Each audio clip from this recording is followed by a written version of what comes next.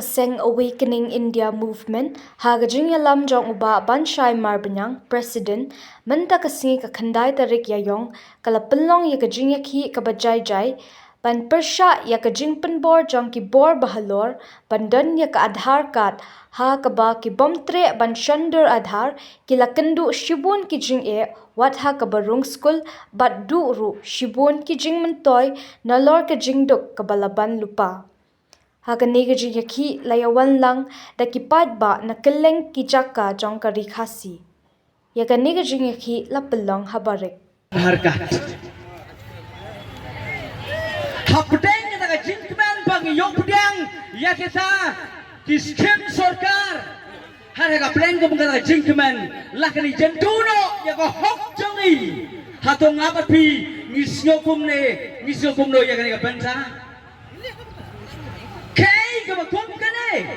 ngamot ban buhang ni ban ong bangi syakting lalinyam syakting Aadhaar hanray ni don hagariin ya ya kabal pensong nong rim ya ka kum kata kari sensar ba ni don kita ki directive principal ni don ki fundamental right ki ban yadai ka hok Tynrai jong i kum ki nong song jong kari India.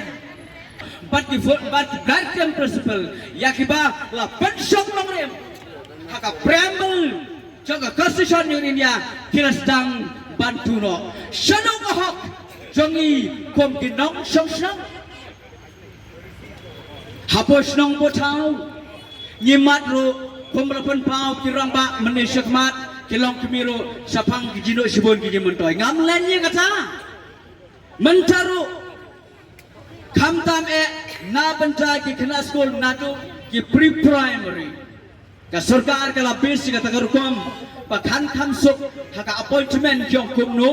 don kam ban register ya utaw apar number handai klam Aadhaar number apar number umlak ban prekam sai kalawai jongi kun kiti kikseu ke jongi lada ni don ka bakum gene ka jeli penpau yang isok man ni kapor